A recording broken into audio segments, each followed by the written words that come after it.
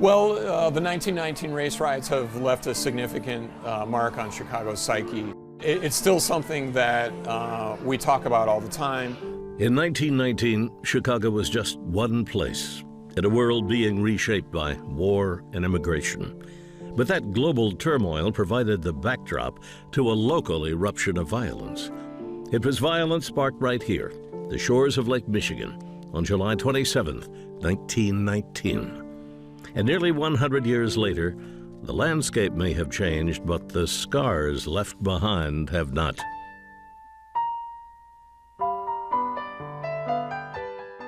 In 1919, troops were coming home from World War I. But those troops were also returning during the largest immigration waves in U.S. history.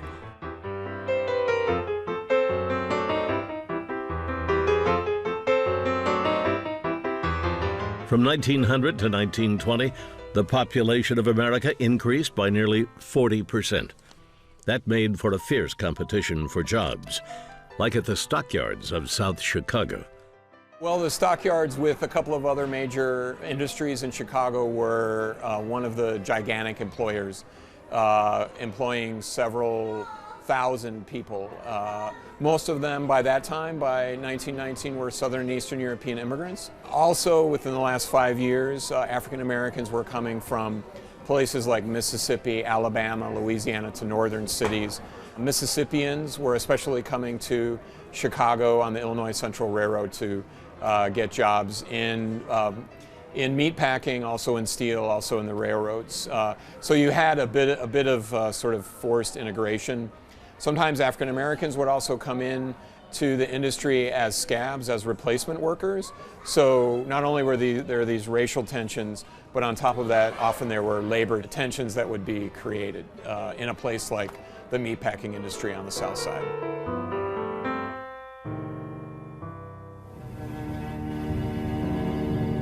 With those racial and social tensions in the background, a day at the beach ignited a week of intense fighting that left dozens dead and entire neighborhoods burnt. July 27, 1919, a teenage African-American man by the name of Eugene Williams, who could not swim, was in a bit of a makeshift raft. And he was out on Lake Michigan, and he departed from the 29th Street beach. And this is an era we think of the South as being segregated. Well, in Chicago, none of this was enforced by law, but it was enforced by custom. So there were strict dividing lines between the 26th Street beach, which was for whites, and the 29th Street beach, which was supposed to be for African Americans. Eugene Williams' raft drifted over close enough to 26th Street beach, that is the white beach. People started to notice that basically he was desegregating the water, if that's possible. And some people threw rocks at him. He was eventually hit in the head. He was still in the water. More rocks were thrown at him, and he eventually drowned. What some African-American beachgoers tried to do was to appeal to, of course, at that time, an all-white Chicago police force. Basically, they got no response. There were no efforts to arrest the whites who threw the rocks. And in fact, as the riots went on, starting with July 27th, went on from there, the police were either non-responsive or, in fact, responsive against the African-American communities of the South Side. Mobs of mostly young white men terrorized African-American neighborhoods, but violence broke out in all parts of the city.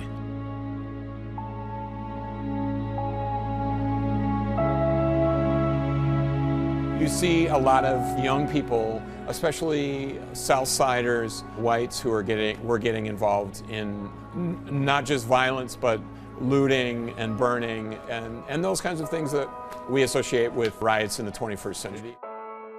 Confrontations led to the deaths of 25 black and 13 white Chicagoans. Fires or vandalism also left more than 1,000 black families homeless.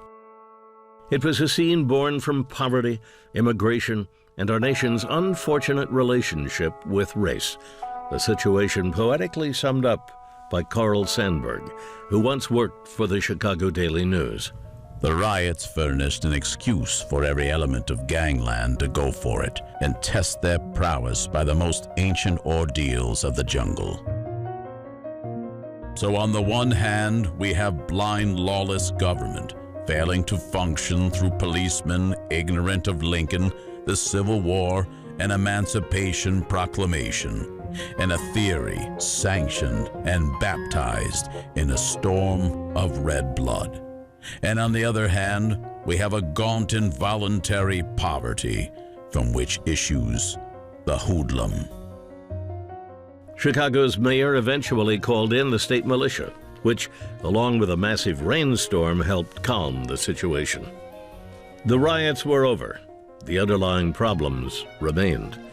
As in 1919, then an invisible line, and forced to keep two sets of Americans from becoming one.